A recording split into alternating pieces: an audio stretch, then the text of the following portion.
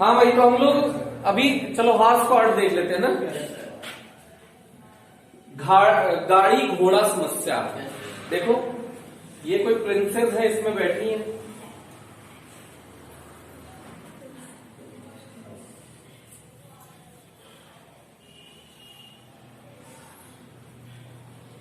ये अब घोड़ा वोड़ा स्टाइलिश नहीं बनाएंगे, ऐसे घोड़ा बना दिया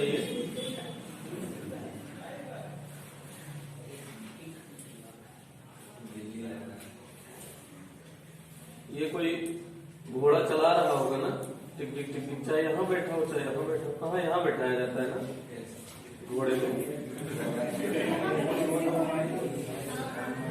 यहीं पे तो बैठते हैं टांगे वाले।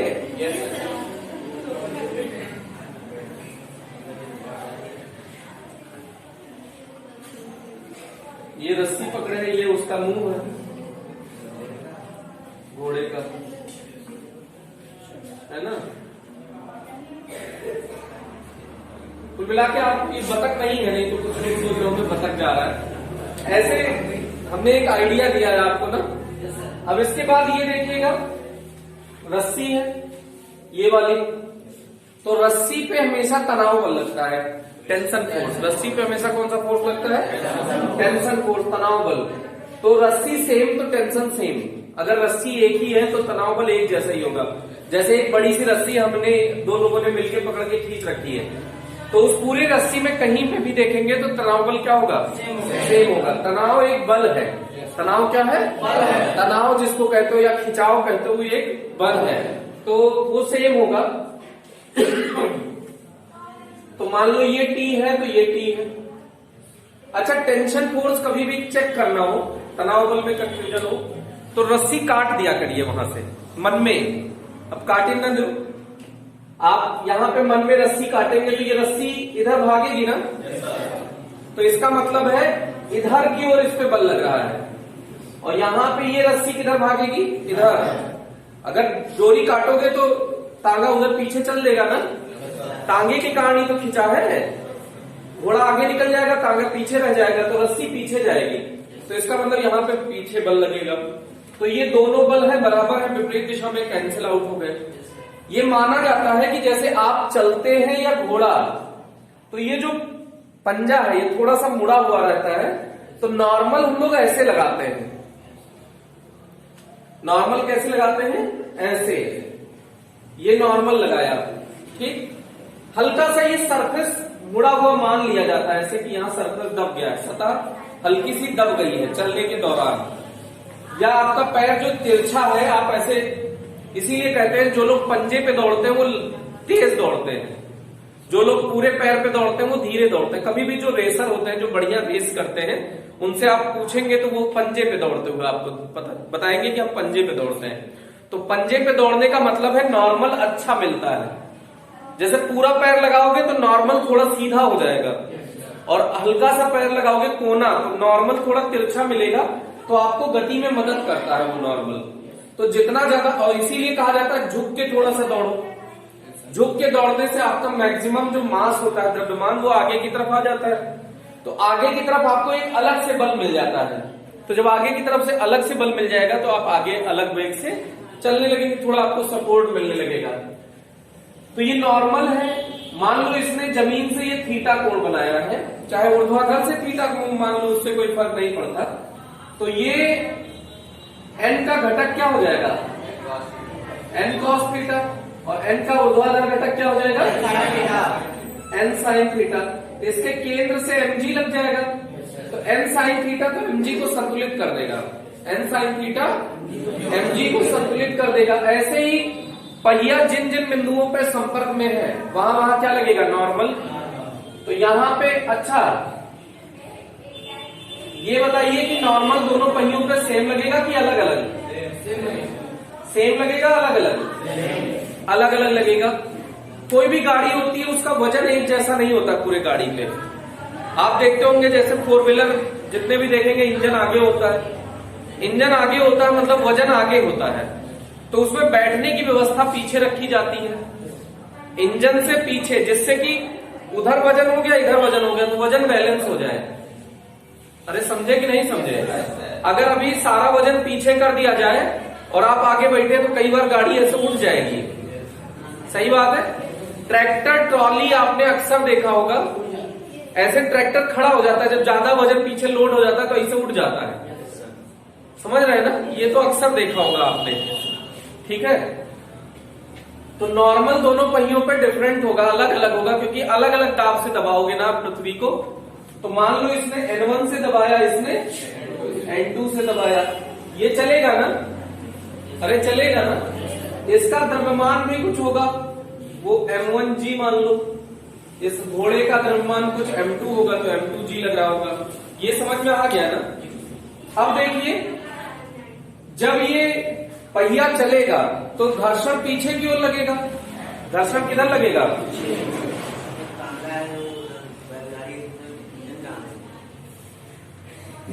टांगे पीछे कहीं बैठोगे कि नहीं बैठोगे? तो बैठोगे तो वहां वजन बढ़ाओगे कि नहीं बढ़ाओगे? तो एक जैसा रहेगा वजन। ये बैल, ये मेज है, इस पे तुम यहां जाके बैठ जाओ। पहले तो मेज का वजन, मेज के अगर प्लेट की बात करें तो इसका वजन एक जैसा है, लेकिन तुम यहां बैठ गए तो इधर ज्यादा दबाओगे ना, इधर तो कम दबाव आएगा कि नहीं आएगा? बीच में बैठे तो बीच बराबर आएगा, है ना? तो ये डिपेंड करता है कि कहां पे वजन ज्यादा होगा, कहां पे हल्का होगा। अगर दोनों वजन बराबर हुआ तो नॉर्मल बराबर आएगा, अगर वजन अलग अलग हुआ तो नॉर्मल अलग अलग आएगा। जनरली वजन अलग अलग ही रहता है। सेम वजन कैसे लगाओगे एकदम बराबर सा? ये समझ में आया ना? तो इस पे घर्षण किधर लग रहा है? पीछे की ओर। ये घर्षण से अगर ज्यादा ये ताकत लगा देगा घोड़ा, मतलब घोड़ा कौन सी ताकत से आगे जा रहा है? m cos थीटा से। घोड़ा कौन सी ताकत से आगे जा रहा है? m cos थीटा से। अगर इसका मान ज्यादा हो जाए किससे? f से, तब तो ये घोड़ा गाड़ी को सरका पाएगा, अन्यथा ये गाड़ी को सरका नहीं पाएगा। ये बात समझ में आई? यही बुलेट का अर्थ समस्या है, उसमें जो पीडीएफ में आपने देखा होगा। चल जाएगा ना? हाँ बेटा बोलो। किधर? घर्षण पहिए पे जैसे गति के विरुद्ध लगता है। किधर सरकेगा? आगा आगे जाएगा ना, तो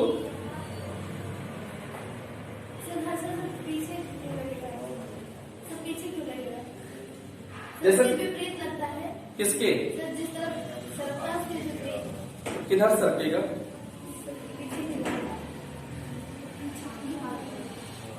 तुम इस पे बैठो, इसको आगे चला जाए तो किधर सरकेगा? ये इधर की तरफ। तो कुछ कंफ्यूजन है तो पूछ सकते हो। m cos थीटा ग्रेटर होगा f से। अगर m cos theta friction force से ज्यादा हो गया तो ये तांगे को खींच पाएगा घोड़ा, और अगर उससे कम हो गया तो तांगे को नहीं खींच पाएगा। बराबर हो गया तब भी नहीं खींच पाएगा। समझ में आया कि नहीं आया? तो ये है बुलेट का अर्थ समस्या। ठीक है भैया, आगे बढ़ते हैं। संवेग संरक्षण का सिद्धांत पढ़ते हैं। क्या पढ़ते हैं? संवेग संरक्षण का सिद्धांत।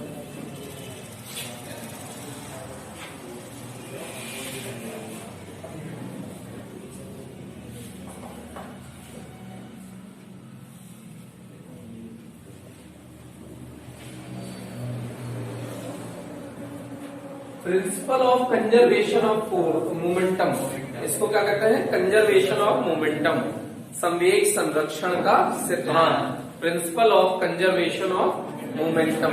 अभी हम लोग लीनियर मोमेंटम की बात कर रहे हैं, रेखीय संवेग की बात कर रहे हैं। तो ये जो संवेग संरक्षण है एक्चुअल में रेखीय संवेग संरक्षण है। कौन सा संवेग संरक्षण है? रेखीय संवेग संरक्षण है। तो ये है कोई पिंड m1 द्रव्यमान का, कितने द्रव्यमान का? m1 द्रव्यमान का, इसका नाम A है। ये u1 वेग से चल रहा है। ये कोई B है, इसका द्रव्यमान m2 है। ये u2 वेग से चल रहा है। ये अभी की फोटो है, टक्कर से पूर्व की फोटो है। ये कौन सी फोटो है? टक्कर से पूर्व। ये आपको बिना देखे करना है, ये बात ध्यान रखिएगा। फिर एक फोटो बनाते हैं टक्कर के दौरान, टक्कर के दौरान ड्यूरिंग कोलिजन।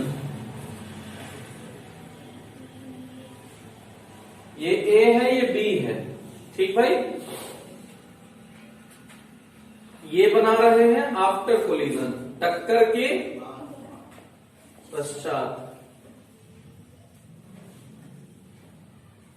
ये ए है, ये बी है। अब यहां टक्कर के बाद वेग बदल जाएगा कि सेम रहेगा?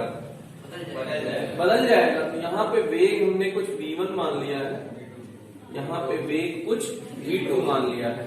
ये तीनों अलग अलग स्थितियां हैं। अच्छा, टक्कर होने की शर्त क्या है? u2 अगर ग्रेटर हुआ u1 से तभी टक्कर होगी, अन्यथा टक्कर नहीं होगी। ये बात समझ में आती कि नहीं आती? बोलो भाई। चलिए जग गए हैं, कुछ लोगों को तो समझ में नहीं आया कि क्या कहना है। अगर ये ज्यादा तेज चला तो भाग जाएगा ना यार, पीछे वाला टक्कर कैसे मारेगा? तो कौन बड़ा होना चाहिए? u1 बड़ा होना चाहिए, तब टक्कर होगी। समझे कि नहीं समझे? कोई कष्ट वाली बात? ये बात समझ में आती है ना? कोलिजन के लिए क्या नेसेसरी कंडीशन है कि पीछे वाले की वेलोसिटी ज्यादा होनी चाहिए आगे वाले की वेलोसिटी से। सही बात है ना? अब देखिएगा, ए का प्रारंभिक संवेग हमने कुछ पीए मान लिया है। क्या मान लिया है? पीए इक्वल्स क्या हो जाएगा? m1 u1। सही बात है ना? संवेग का सूत्र क्या होता है? P बराबर mv होता है ना? तो उसका द्रव्यमान, उसका वेग, तो P बराबर PA बराबर m1 u1। ऐसे PB बराबर बताओ m2 u2। क्या हो जाएगा? m2 u2। ऐसे इसका PA डैश संवेग बदल गया होगा, तो बोलो कितना हो गया होगा? m1 v1। क्या बोला रहे हो भाई? m1 v1 नहीं होगा? P2 डैश, PB डैश कितना हो जाएगा? m2 v2। इसमें कोई शक? इसमें कोई शक? समझ में आया है क्या? अगर हम बात करें ए के संवेग में परिवर्तन, क्या बात करें? ए के संवेग में परिवर्तन, तो ए का प्रारंभिक संवेग कितना है? PA। m1 u1 बोलो या कह लो PA। ए का प्रारंभिक संवेग क्या है? PA। ए का अंतिम संवेग क्या है? PA। ए के संवेग में कितना परिवर्तन आया? PA डैश माइनस PA, अंतिम माइनस प्रारंभिक। ए के संवेग में परिवर्तन बताओ बेटा। PA dash minus PA। PB की आवाज कहीं से आई। ऐसे B के संवेग में परिवर्तन बताओ। PB dash minus PB dash minus PB। अरे होगा कि नहीं होगा? तो सुनो भाई, ए के संवेग में परिवर्तन, संवेग में परिवर्तन, ए के संवेग में परिवर्तन बताओ। वो डेल्टा पीए लिख सकते हैं क्या? ए के संवेग में परिवर्तन को क्या लिख सकते हैं? डेल्टा पीए। उसको लिख सकते हैं PA डैश माइनस PA। बोलो चलेगा क्या? इसी प्रकार बी के संवेग में परिवर्तन डेल्टा PB लिख सकते हैं क्या? बोलो PB डैश माइनस PB। चलेगा इतना? तो सभी संवेगों का रेखीय योग, वो सभी संवेगों का कुल योग शून्य होता है या सदिश योग शून्य होता है, उसी को हम प्रूव करना चाहते हैं। तो जिस चीज को प्रूव करना होता है उसको लेके नहीं चला जाता है। तो न्यूटन के तृतीय नियम को हम लेने जा रहे हैं। किसको लेने जा रहे हैं? न्यूटन के तृतीय नियम से। न्यूटन के तृतीय नियम से क्या हो जाएगा? Force on A due to B equals minus force on B due to A. ये बात तो शायद सुने ही होंगे आप। ए के द्वारा बी पर लगाया गया बल, बी के द्वारा ए पर लगाया गया बल बराबर माइनस ए के द्वारा बी पर लगाया गया बल। यही क्रिया प्रतिक्रिया का नियम है। बल बराबर लगना चाहिए, विपरीत दिशा में लगना चाहिए। क्या शर्त होना चाहिए? बल बराबर लगे और विपरीत दिशा में लगे। तो माइनस क्या प्रदर्शित करता है? दिशा। माइनस क्या प्रदर्शित करता है? दिशा। इसकी दिशा विपरीत है। माइनस क्या प्रदर्शित करता है?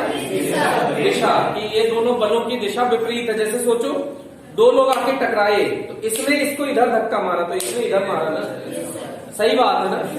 ऐसा नहीं है एक ही दिशा में दोनों जा रहे हैं, इसे जा रहे हैं, इसे ठोक दिया तो इसने इसको इधर मारा, इसने इस पे इधर मारा, नहीं तो पीछे मारा भाई। पीछे से अभी ट्रक में ठोक दो गाड़ी तो गाड़ी पिचकेगी कि नहीं पिचकेगी? अरे बोलो। और ट्रक भी तो पिचकेगा, थोड़ा बहुत पिचकेगा लेकिन पिचकेगा, मतलब वहां दबेगा नहीं दबेगा। तो इसका मतलब उसने उसको दबाया होगा आगे की तरफ कार ने, या कोई एक दो ट्रक लड़ गए समझ लो, इस ट्रक ने पीछे से टक्कर मारी तो ट्रक का पिछला भाग दबा, ये किसने दबाया? पीछे वाले ने आगे वाले का। तो आगे वाले ने माफ नहीं किया, आगे वाले ने पीछे वाले को दबा दिया, उसका चिपक गया है, नहीं तो उसका फूल जाना चाहिए था। अगर दोनों समान दिशा में बल लगते तो उसका फूल जाता, उसका पिचकता, उसका फूल जाता। अरे सही बात है कि नहीं? लेकिन दोनों का पिचकता है, उसका उस दिशा में पिचका, इसका इस दिशा में पिचका, इसका मतलब बल बराबर और विपरीत दिशा में। नहीं आया यार, तभी तो टक्कर के बाद पिचका दोनों का। इसने किधर ठोका? पीछे वाले ने आगे की तरफ, तो इसका आगे की तरफ पिचक गया। इसने इसको किधर ठोका? तो इसका पीछे की तरफ पिचक गया। अरे चल जाएगा क्या कि नहीं चलेगा? कोई कन्फ्यूज तो नहीं है ना? आगे बढ़ा जाए। अच्छा इसको देखिए, क्या आप जानते हैं न्यूटन बाबा का द्वितीय नियम क्या था? संवेग में परिवर्तन की दर लगाए गए बल के बराबर या उसके अरे समानुपाती होती है, चाहे कह लो बराबर होती है चाहे। यहां हमको बल दिखा है, हम लिखना चाहते हैं संवेग के रूप में। हम किस रूप में लिखना चाहते हैं? तो देखो इधर इधर संभालना, इसको ऐसे भी तो लिख सकते हैं डेल्टा पी बटे डेल्टा टी। डी भैया छोटे अंतराल के लिए होता है, डी किस अंतराल के लिए होता है? छोटे अंतराल के लिए, और डेल्टा बड़े अंतराल के लिए। दोनों में इतना ही अंतर है, बाकी कोई अंतर नहीं है। तो समझो इसको, इधर देखिए अच्छे से समझिएगा बेटा। Delta P equals F into delta T हो जाएगा ना? अरे तिरछा गुणा तो आता होगा ना बेटा, अगर गधे नहीं होंगे तो इतना तो जानते होंगे, सही बात है। तो delta P equals F into delta T. यहां एफ तो नजर आ रहा है ना? क्या आ जाए तो मजा आ जाए, क्या और आ जाए तो हमको ये संवेग बना सकते हैं इसको। अरे एफ तो है ही है, क्या और आ जाए? समय आ जाए तो अपना काम हो जाए। नहीं आया, नहीं आया। संवेग में परिवर्तन लिख सकते हो ना, अगर समय से गुणा कर ले जाएंगे तो। नहीं आया बेटा। हे बैलो, हम ये कह रहे हैं संवेग में परिवर्तन की दर लगाए गए बल के बराबर होती है। तो संवेग में परिवर्तन बराबर एफ इंटू डेल्टा टी है। तो कहीं एफ इंटू डेल्टा टी अगर नजर आए तो उसकी जगह डेल्टा पी लिख सकते हो, क्योंकि ये दोनों आपस में बराबर है। अरे लिख सकते हैं, नहीं लिख सकते, यही कह रहे हैं हम। तो यहाँ किस चीज की कमी है अपने पास? समय की कमी है। अगर समय का गुणा कर दे दोनों तरफ तो काम हो जाएगा ना अपना। बोल भाई, समझ में आया क्या? समझ में आया क्या? इसको देखो, दिल में ख्याल आ रहा है कि नहीं आ रहा है? आ ही नहीं रहा। तो दोनों पक्षों में इसको समझाने के लिए लिखा है खाली ने, दोनों पक्षों में। अरे बोलो, दोनों पक्षों में डेल्टा टी से गुणा करने पर कर दो half v into delta t equals minus F B into delta t. चलेगा क्या? आराम से संभाल के बेटा।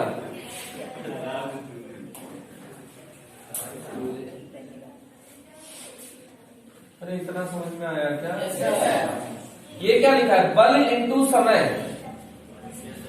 तो ये संवेग हो सकता है क्या? ये किस पर बल लग रहा है? बी के द्वारा ए पर। फोर्स ऑन ए, क्या लिखा ये? ए पर बल लग रहा है, किसके द्वारा? बी के द्वारा। Force on A due to B, या बी के द्वारा ए पर लगाया गया बल, तो ये किस पर बल लग रहा है? ए पर। तो जब ए पे बल लगेगा तो ए के संवेग में परिवर्तन आएगा ना यार। बी पर बल लगेगा तो बी के संवेग में परिवर्तन आएगा। बोलो गलत बात सही बात? या नहीं आया? सोच लियो तब आगे बढ़ेंगे। कह रहे कुछ नहीं समझ में आ रहा, आप तो सब बढ़ो आगे। तो इसको डेल्टा पी ए लिख सकते हो क्या? कैसा लिखा? हिम्मत कैसे हुई डेल्टा पी ए लिखने की? क्योंकि ए पर लगने वाला बल है तो ए के संवेग में परिवर्तन होगा। अगर ए पर लगने वाला बल है तो किसके संवेग में परिवर्तन होगा? ए के संवेग में परिवर्तन होगा। इसी प्रकार ये किसके ऊपर लगने वाला बल है? बी पर लगने वाला बल है तो किसके संवेग में परिवर्तन आएगा? तो डेल्टा पी बी ऐसा लिख सकते हैं क्या? क्या डेल्टा पी ए का मान तुमको पता है? कितना? P A minus P A dash minus P ए चल जाएगा। बलाबल माइनस भी तो है, और डेल्टा पीबी का मान कितना है? पीबी डैश माइनस पीबी चलेगा क्या? माइनस से अंदर गुणा कर दीजिए। P A dash minus P A equals minus PB dash plus PB. Dash dash एक तरफ कर लो, बिना डैश वाला एक तरफ कर लो। संभालो, क्यों जुड़ा? पी ए प्लस पीबी बराबर P A dash plus PB dash. समझ में नहीं आया? ये पक्का आया कि नहीं आया? बोलो। देखो पी ए इधर पीबी है, इसको पी ए को इधर ले आओ तो प्लस पी ए हो जाएगा। P A plus PB. कुछ लोग कह रहे हैं अरे सर ये तो इधर होना चाहिए सर, आपने उधर लिख दिया सर, ये सब उल्टा सीधा काम किया ना।